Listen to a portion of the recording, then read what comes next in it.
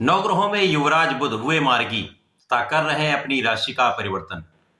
जय श्री गणेश, नमस्कार। मैं आचार्य संजय द्विवेदी। मेरे समस्त प्रबुद्ध दर्शकों का मेरे चैनल पर हार्दिक स्वागत है।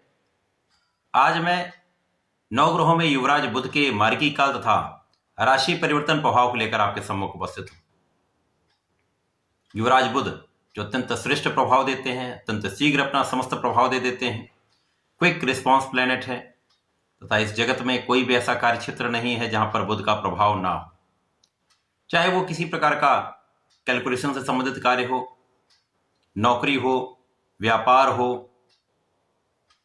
व्यापार जगत के कारक ही बुध हैं। लेखन से संबंधित कार्यों का समस्त कार्यकत्व बुध के पास है। कला क्षेत्र का संपूर्ण कार्य बुध के कार्यकत्व में आता है। वाणी से संबंधित कार्य, गायन से संबंधित कार्य, लेखन से संबंधित कार्य बुध का कार्यकत्व है। तो मैथ, ज्ञान देने का कार्य, गणित से संबंधित कार्य, शिक्षा से संबंधित कार्य, बुद्धि से संबंधित कोई भी कार्य हो, वहां पर बुध का कार्यकत्व है। तो इस जगत में कोई ऐसा कार्य नहीं जहां पर बुध का प्रभाव ना हो। तो बुध का परिवर्तन सदा ही अत्यंत महत्वपूर्ण होता है, समस्त राशियों को प्रभावित करता है। जब ये एक उचित भाव में होता है, एक अच्छी अवस्था में होता है, तो सर्वाधिक लाभ भी देता है। वर्तमान समय में बुध मार्गी अवस्था में आ चुके हैं, मार्गी काल में, तथा इनका परिवर्तन 7 जनवरी को गुरुदेव बृहस्पति की धनु राशि में हो जाएगा। जहां पर गुरुदेव बृहस्पति की राशि में होंगे तथा गुरुदेव से दृष्ट भी होंगे, जिससे कुछ विशेष राजियों का निर्माण भी होगा, जो आपके जीवन में आपको प्रबलता देने वाला निश्चित रूप से होगा। तो ये एक प्रबल अवस्था है जहां पर समस्त राशियों पर इनका विशेष प्रभाव पड़ने वाला है, विशेष लाभ देने वाला है। परंतु ये अलग अलग राशियों के लिए अलग अलग भाव में होगा, उसी के अनुसार ही परिणाम की प्राप्ति हो। आज मैं वृषभ राशि के लिए बुध के मार्गी का तथा परिवर्तन का क्या प्रभाव मिलने वाला है, किस प्रकार के लाभ मिल सकते हैं, संपूर्ण विश्लेषण मैं पूर्ण तर्क के साथ करने जा रहा हूं। जहां पर जो समस्या होगी उसका निराकरण भी मैं बताऊंगा। प्रिय दर्शकों, ये राशिफल आपके चंद्र राशि पर आधारित है, अर्थात आपकी जन्म कुंडली में यदि 2 नंबर में चंद्रमा विराजमान है तो आपकी वृषभ राशि।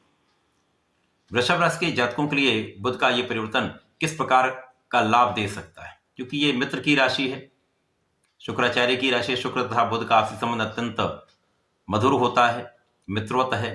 यहाँ पर गुरु तथा बुध का संबंध विशेष होता है, क्योंकि गुरु की दोनों राशियों के लिए बुध 2 केंद्र के स्वामी होते हैं। इसी प्रकार से बुध की दोनों राशियों के लिए गुरुदेव बृहस्पति 2 केंद्र के स्वामी होते हैं।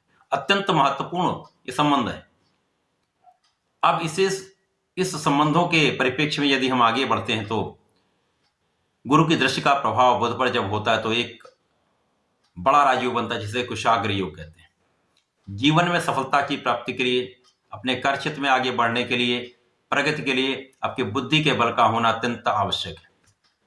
आप किसी भी कार्य क्षेत्र में हो, किसी भी व्यापार में हो, बिना आपके बुद्धि के बल से, बिना आपके ज्ञान से कुछ भी हो नहीं सकता।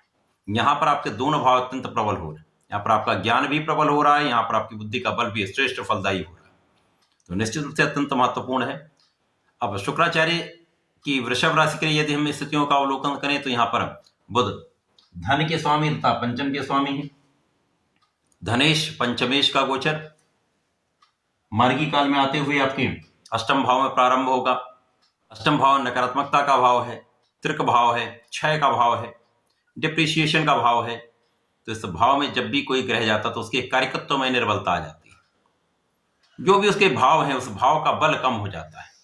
तो निश्चित रूप से यहाँ पर धन का भाव है तथा आपके ज्ञान का भाव है, शिक्षा का भाव है, संतान का तथा प्रेम का भाव है। इन भाव में कहीं ना कहीं कुछ निर्बलता आने का पूर्ण योग है। परंतु यहाँ पर कुछ विशेष योग बन रहे हैं, जहां पर गुरुदेव बृहस्पति 12वें भाव में गोचर कर रहे हैं, जो कि एक त्रिक भाव है। यहाँ पर अष्टम के स्वामी होकर द्वादश भाव में होंगे। इसी प्रकार से बुध धनु राशि में होंगे। तो बुध यद्यपि यहाँ पर कुछ निर्बल अवश्य होंगे, परंतु जो उनका कार्यकत्व है, कार्यकत्व का लाभ निश्चित रूप से मिलने वाला है। अचानक धन की प्राप्ति का योग बनेगा। निश्चित रूप से इस समय वृषभ राशि के जातकों के लिए बड़े धन का योग बनेगा, जो अचानक आपको प्राप्त हो सकता है। चाहे वो परिवार के सदस्यों से हो सकता है, पारिवारिक संपत्ति से हो सकता है, अथवा कुछ ऐसे योग बन रहे हैं जो अचानक किसी अन्य स्रोत से आपको बड़ा धन का लाभ करा सकते हैं, जो कि बुध के परिवर्तन के साथ ही साथ 18 जनवरी से बुध और शुक्र का संयोग जो लग्नेश है उनका अष्टम भाव में बनेगा। अब जब लग्नेश भी होंगे, धनेश के साथ होंगे, तो यहां पर निश्चित रूप से अचानक धन का एक प्रबल योग बनेगा। ये धन संचय के परिप्रेक्ष्य में स्थितियां कुछ निर्बल हो सकती हैं, धन का उतना आप संचय नहीं कर पाएंगे, परंतु निश्चित रूप से इस समय में धन का योग तो बनेगा। साथ ही साथ यहां पर आपके ज्ञान का भाव अत्यंत प्रबल होगा। जो लोग शिक्षा ले रहे हैं, ज्ञान ले रहे हैं, उनके कुछ मन का भटकाव हो सकता है, पढ़ाई में मन नहीं लग पाएगा, तो आपको अपने आत्मबल को प्रबल करना होगा। प्रेम संबंधों के लिए समय बिल्कुल अच्छा नहीं है, परंतु यहां पर यदि आप अपने आत्मबल को प्रबल करते हैं तो कहीं ना कहीं एक संतुलन की स्थिति बनती है। संतान के स्वास्थ्य में भी कुछ समस्या हो सकती है, कुछ निर्बलता आ सकती है, तो यहां पर आपको सजग रहना होगा। वाणी का भाव कुछ दूषित हो सकता है, सोच समझकर विचार करके आपको बात करनी होगी।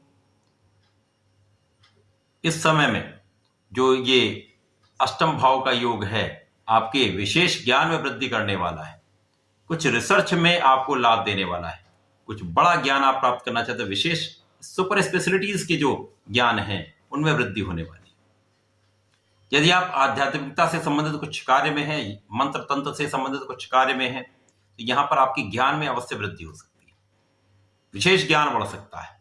जो लोग मेडिकल के क्षेत्र में हैं उनको यहां पर एक अवसर अवश्य प्राप्त होगा। स्वास्थ्य संबंधी यदि आप व्यापार में हैं, स्वास्थ्य संबंधी प्रोफेशन में हैं, तो यहां पर आपको लाभ मिल सकता है। उस विशेष ज्ञान का उपयोग करके आप आगे बढ़ सकते हैं। तो वृषभ राशि के लिए यह समय एक अच्छा समय है। कुछ समस्याएं हैं, उन समस्याओं के परिप्रेक्ष्य में आपको जागृत रहना होगा, आपको सजग रहना होगा, ध्यान देना होगा।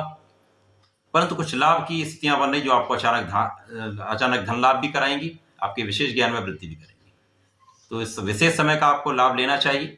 जो समस्याएं उनके निवारण के लिए आपको नियमित रूप से भगवान श्री गणपति की शरण में रहकर नित्य संकनासन श्री गणेश स्तोत्रम का पाठ करना चाहिए अथवा श्रवण करना चाहिए।